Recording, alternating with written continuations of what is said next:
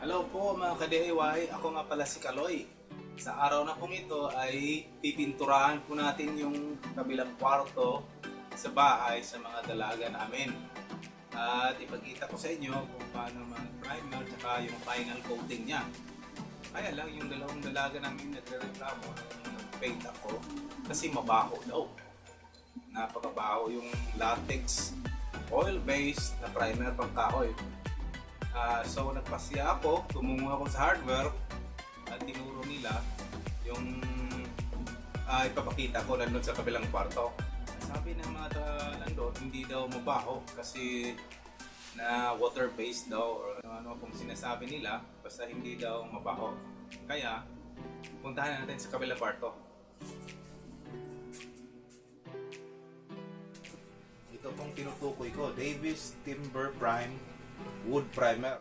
Para po ito sa kahoy, so itatry ko to, i-apply ko as primer bago natin pinturahan kung anong gustong kulay ng ating mga kwarto. Sisimulan natin dito, mag-primer po ako at simulan na natin.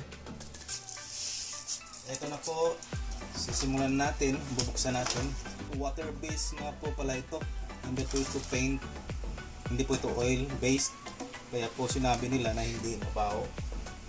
Base po sa manual is sa 1 galon or 4 na litro dapat 1/4 ng litro lang tubig kung hahaluan mo ng tubig, pero mas maganda din po na hindi daw haluan. So ang kakailanganin po natin is ito pong ganito, kalimutan ko pangalan nito, saka stick pang lugay, saka itong paint roller, tsaka or brush kung gusto mo. So ito pong yung mga gagamitan nyo para makapag-start na po ng pag-paint. Bubuksan na po natin yung paint natin na. Kumuha po tayo ng isang ganito para ating mga ganitong karton para hindi po lagyan yung mga sahig natin. I-mix po natin. Ito. I-mix yan. I-mix lang natin na mabuti para walang ibang bahol-bahol o kulay. Ilalagay na po natin sa tray.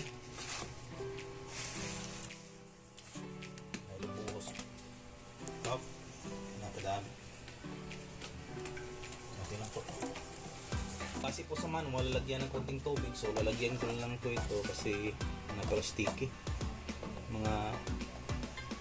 Konti lang. Yung ganun. Tapos, yung natirang mga tubig is ilalagay ko po sa galon niya. Mas bulang-bulang yung mix. Ito. Yung mix lang na ibig.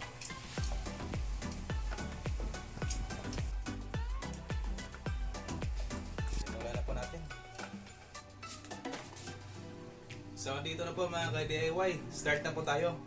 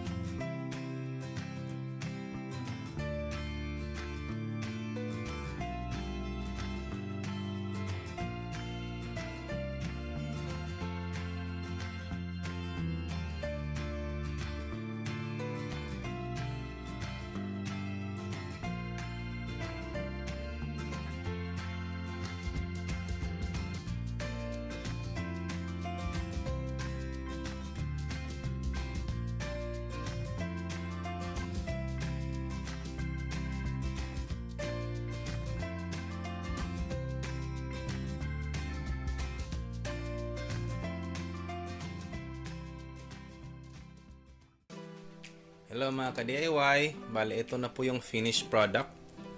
No, pinintahan ko ng wall sa aming mga anak na babae. Hindi ko na lang pinakita yung sa kabilang side kasi masikip dito eh. So eto, maganda na po. Tsaka yung door, pininturuan ko na rin ng white. So nagagandahan na po sila dito. At medyo maliwanag na po compared sa medyo madilim yung dati na plywood lang. Okay. Hopefully nakakatulong ito para sa inyong mga DIY sa inyong mga bahay.